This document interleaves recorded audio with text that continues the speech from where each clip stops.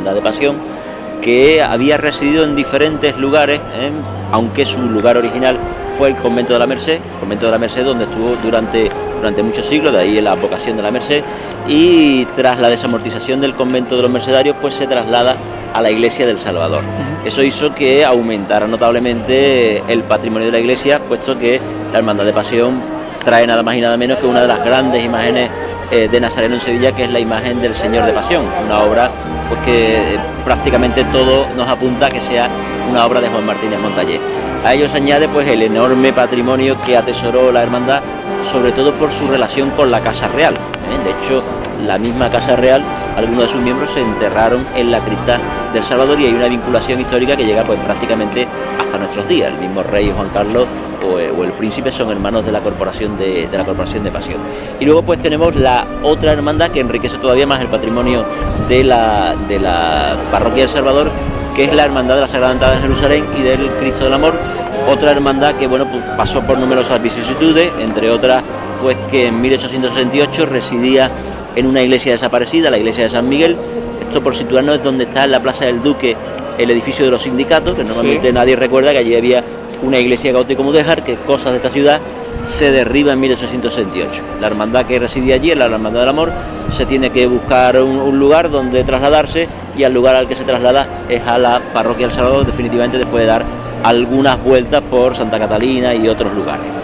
Definitivamente se asienta aquí, con lo cual aumenta de nuevo el patrimonio de la iglesia del Salvador, puesto que llega una imagen pues fundamental para entender los crucificados sevillanos, como la imagen de Juan de Mesa del Crucificado del Amor, una obra del año 1618, probablemente una de sus grandes obras.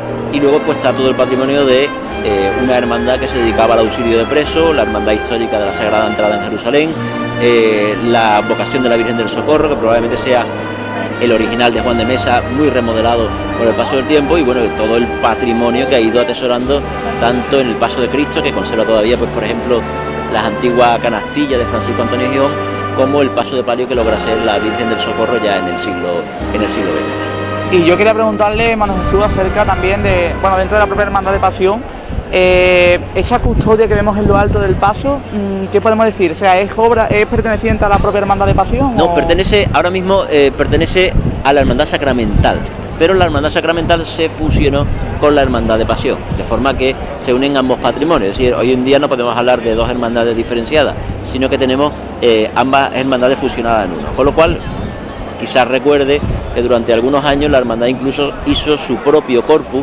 organizó su propia procesión del corpus, en el cual figuraba el paso de plata de Cayetano González, en el que sale el Señor de Pasión, y sobre él se colocaba la custodia. Era probablemente la custodia más espectacular que salía en la ciudad, incluso más espectacular casi que la propia custodia de la catedral, ¿no? Es un ejemplo de lo que es una hermandad que era riquísima. La Sacramental del Salvador atesora un patrimonio pues de bordado, de libros de reglas, de orfebrería, de su propia capilla, es decir, la capilla tiene su propia arquitectura, y además tuvo la suerte de recopilar patrimonio de otros lugares. Por ejemplo, el retablo de plata donde está el Señor de Pasión es una obra que procede de la casa profesa de los jesuitas, que también fueron expulsados de Sevilla y de toda España, ¿no? Entonces el patrimonio se repartió por otros lugares. Tuvieron la suerte, la Hermandad Sacramental, de recuperar ese retablo de plata, y es el lugar donde encontramos en la actualidad al Señor de Pasión, con lo cual todavía aumentó más el patrimonio de la hermandad.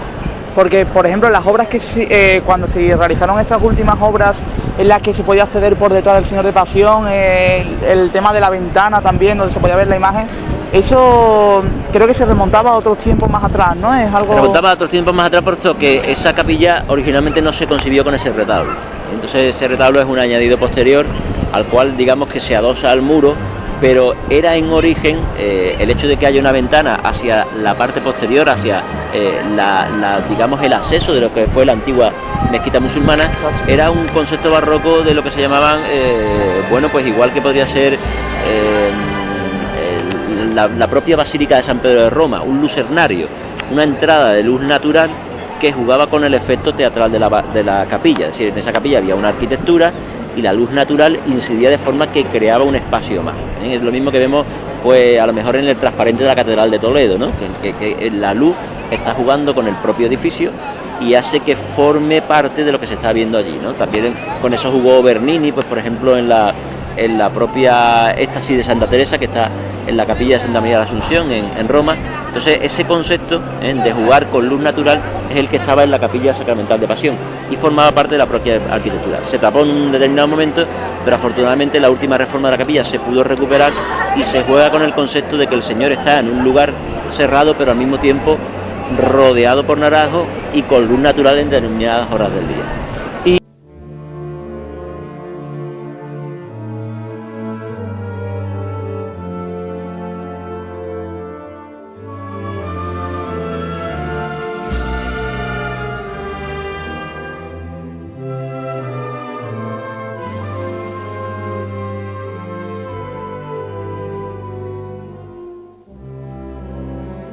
Y ya esto último a título personal, bueno, una pregunta particular mía, podríamos decir, Manuel Jesús, que en otra ciudad que no fuese Sevilla, el Cristo de Pasión, quizás, bueno, aquí es que lo que pasa es que con otras devociones como el Gran Poder está más oculto en un segundo plano, pero en otras ciudades a lo mejor el Cristo de Pasión con esa gran categoría artística que tiene podría ser a lo mejor la imagen cumbre de esa ciudad. Bueno, es que el Cristo de Pasión probablemente sea imagen cumbre de esta ciudad. Lo que ocurre más es que oculta. Hay dos conceptos quizás diferenciados, que es lo devocional. Exacto. Y la calidad artística. Sí, desgraciadamente en Sevilla hay, y sobre todo en los últimos años, hay un concepto equivocado de que hay determinadas hermandades con una gran devoción, un gran movimiento de hermanos, etcétera, pero que luego tienen imágenes de muy poca calidad artística, cosa que no ocurre con otras que a lo mejor tienen siglos y están algo olvidadas. El de hacer un binomio entre Gran Poder y Pasión es una diferenciación equivocada. Son dos conceptos diferentes, a pesar de que estén muy cercanos en el tiempo, pero bueno, el Pasión representa probablemente el culmen de la belleza de los inicios del barroco, es probablemente la obra cumbre de Montañés en el concepto de la belleza barroca, pero con rasgos absolutamente clásicos, porque apenas tiene dramatismo, es una imagen perfecta, mientras que el paso siguiente es el de Juan de Mesa y el Cristo del Gran Poder. El Nazareno del Gran Poder es un concepto completamente diferente de lo deforme, de la exageración, de la zancada, del movimiento, que no tiene nada que ver con el de Pasión. La imagen perfecta, tanto una como otra, cada una en un concepto artístico diferente. Y bueno, ya por último, Jesús, me gustaría que expusiese abiertamente su valoración personal acerca de este gran templo hispalense y también un acompañamiento, un aconsejamiento acerca de una visita futura turística a este templo. Pues yo creo que la recomendación para ver El Salvador es una recomendación amplia, es decir, al Salvador no hay que venir una vez, sino que hay que venir muchas, y hay que venir con tiempo, y hay que venir sin prisa, y hay que venir sin agobios de verlo todo. Es un poco como el concepto de los museos, ¿no? Los museos, un museo de una vez puede cansar, pero determinadas obras poco a poco cada vez gustan más. Entonces, si buscamos ver arte, pues obviamente hay que entrar en El Salvador, hay que centrarse en algunos altares y recrearse con ellos. Y luego yo sí recomiendo pues determinados momentos que creo que son fundamentales, es decir, si podemos ver las imágenes cuando están cercanas, pues por ejemplo el Señor de Pasión, si lo podemos ver en el besapiés, que es un momento donde podemos ver de forma absolutamente cercana la imagen del Señor. El Cristo del Amor, si lo podemos ver en besapiés, puesto que vemos una perspectiva completamente diferente. Si podemos ver tanto la entrada como la salida del templo de las cofradías, puesto que es poner en relación el interior de una iglesia barroca con el exterior de la plaza, ¿sí? Entendemos lo que es la geografía del lugar en el que estamos, si vemos esa entrada o si vemos esa salida. Y sobre todo buscar momentos de silencio. El Salvador es un sitio para entrar y para dejarse llevar por el barroco. El barroco quería envolvernos y hay que envolvernos sin prisa, en silencio y con toda la tranquilidad del mundo, y disfrutar sobre todo del arte que estamos viendo. Si a eso se le une el concepto creyente y que podamos meditar delante de las imágenes, pues yo creo que el mismo concepto que se tenía en el siglo XVII de acercarnos a la divinidad por medio de la imagen, pues en pleno siglo XXI seguimos teniendo el mismo. Y puede ser quizá, Manuel Jesús, ese horario no tan flexible, sino que es muy temprano, muy matinal ese horario, y que clausura pues eso, sobre las 5:30 de la tarde, un impedimento no solamente para que los hermanos de la Hermandad del Amor, sino todos los que quieran ir al templo pues puedan llegar a visitarlo más de las visitas que ya recibe de por sí. Yo entiendo que ahí hay siempre la diatriba o la polémica sobre si, bueno, el por qué una visita turística por la mañana, por qué los cultos por la tarde solamente, pero creo que tiene un nivel muy aceptable de tiempo de apertura. Es decir, el problema de las iglesias en Sevilla es que la mayoría están cerradas todo el tiempo. Sí. Y aquí se ha conseguido, yo creo que es algo fundamental, que es compaginar lo turístico con lo litúrgico. Al Señor de Pasión se le puede ver durante todo el día porque tiene un acceso particular, independiente, y el resto de la iglesia, bueno, pues todos los miembros de la diócesis de Sevilla entran gratuitamente, que eso hay que recordarlo siempre. Entran gratuitamente, simplemente hay que enseñarle el carnet. Y por las tardes tiene un horario litúrgico amplio, ¿eh? Es decir, ojalá todas las iglesias sevillanas tuvieran solamente el horario que tiene este, mientras que este tiene un horario tanto de mañana como de tarde. Yo creo que está bien compaginado lo cultural, lo cultural y lo litúrgico. Y hasta aquí ha llegado este acercamiento que nos ha querido realizar nuestro historiador particular, Manuel Jesús Roldán, gentilmente, acerca del templo del Divino Salvador.